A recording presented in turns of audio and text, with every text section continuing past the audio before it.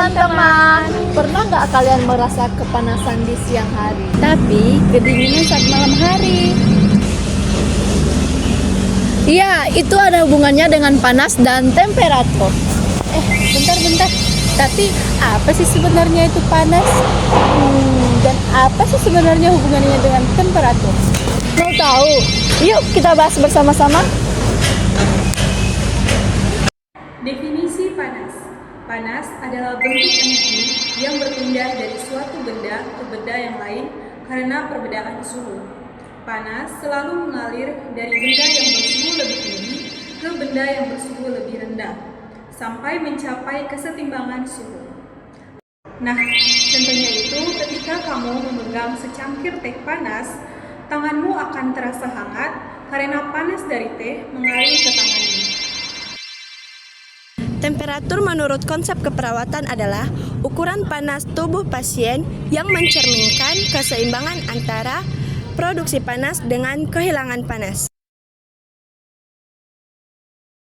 Metode pengukuran temperatur di keperawatan ada 5, yaitu pertama, timpanik atau telinga, kedua, temporal atau di dahi, ketiga, oral atau mulut, keempat, aksila atau ketiak, dan kelima adalah anus.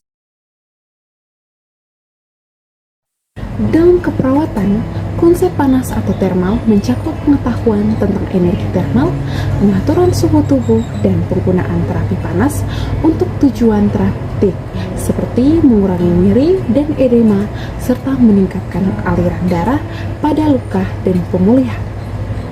Panas dalam tubuh manusia dihasilkan oleh aktivitas metabolik dalam otot tulang dan hati.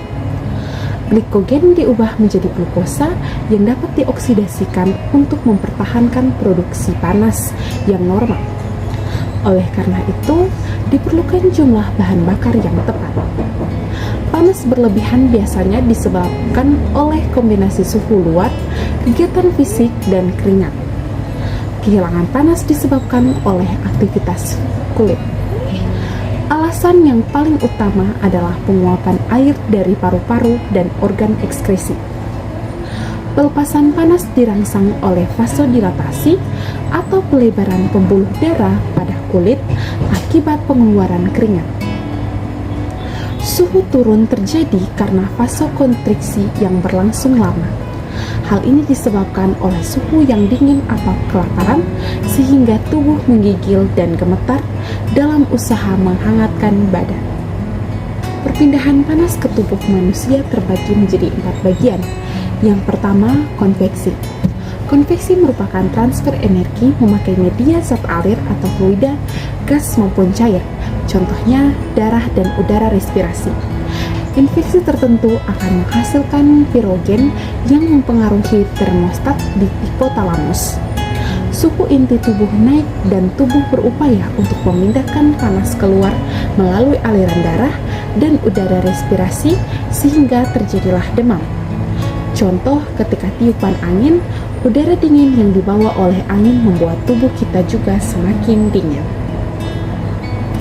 Kedua, konduksi. Konduksi memakai media padat, harus ada kontak antara molekul. Contoh, transfer melalui kulit dan otot. Tindakan mengompres adalah upaya untuk menurunkan demam melalui konduksi. Bahan yang digunakan untuk mengkompres harus lebih dingin dari suhu tubuh. Yang ketiga, radiasi. Radiasi memanfaatkan media gelombang elektromagnetik dalam mentransfer energi thermal. Setiap benda di dalam sebuah ruangan memancarkan radiasi termasuk tubuh manusia. Contoh, transfer kalor melalui radiasi dapat diamati saat bermain api unggun atau siang hari saat tubuh kita terpapar sinar matahari. Yang keempat, evaporasi. Evaporasi adalah perubahan air menjadi uap. Di saat inilah terjadi pelepasan kalor. Evaporasi sangat bergantung kelembapan udara. Semakin lembab udara, semakin tinggi kandungan air, maka semakin sulit terevaporasi terjadi. Contoh, tubuh yang berkeringat tidak mengalami penurunan suhu sebelum keringat tersebut kering. Sekian dan terima kasih. Kategori klinis temperatur dalam keperawatan terbagi menjadi beberapa kondisi, yaitu normotermia sebagai suhu normal, hipotermia dengan suhu tubuh di bawah 36 derajat Celcius yang berbahaya karena menurunkan metabolisme, hipotermia atau demam dengan suhu di atas 37,5 sampai 38 derajat Celcius sebagai respon terhadap infeksi, inflamasi, atau dehidrasi, serta hipereksia itu dengan suhu di atas 41 derajat Celcius yang merupakan keadaan gawat darurat. Dalam perannya, perawat melakukan pengukuran menggunakan termometer baik digital, raksa maupun infrared, serta memantau dan mencatat pola perubahan suhu untuk menilai kondisi penyakit atau respon terhadap terapi. Temperatur sendiri memiliki makna klinis yang penting karena menjadi indikator homeostasis tubuh dan respon terhadap gangguan bahkan perubahan kecil sekalipun, dan ini dapat menunjukkan masalah serius.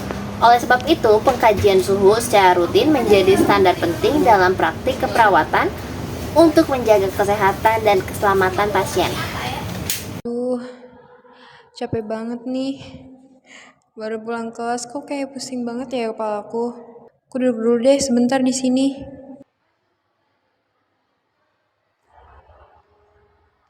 Hai Tiara, kamu kenapa? Kalau aku pusing banget dari tadi. Ih, dahi kamu panas banget. Yaudah ikut aku yuk. Tiara, kamu duduk di sini dulu ya. Aku ambilin kompresnya. Iya, terima kasih ya Putri ya. Tiara, ini kompresnya. Permisi ya.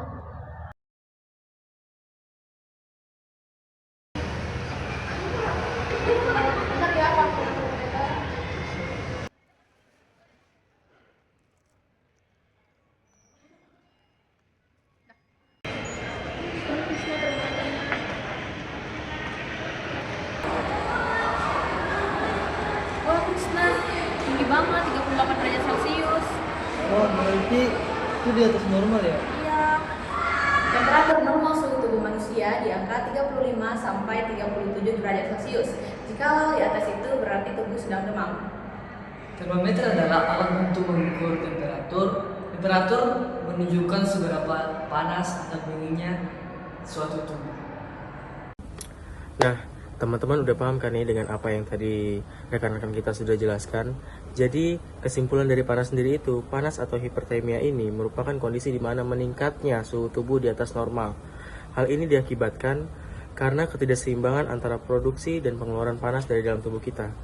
Kondisi ini penting untuk kita perhatikan karena dapat menjadi adanya tanda infeksi, peradangan, dehidrasi maupun gangguan sistem regulasi pada suhu tubuh kita.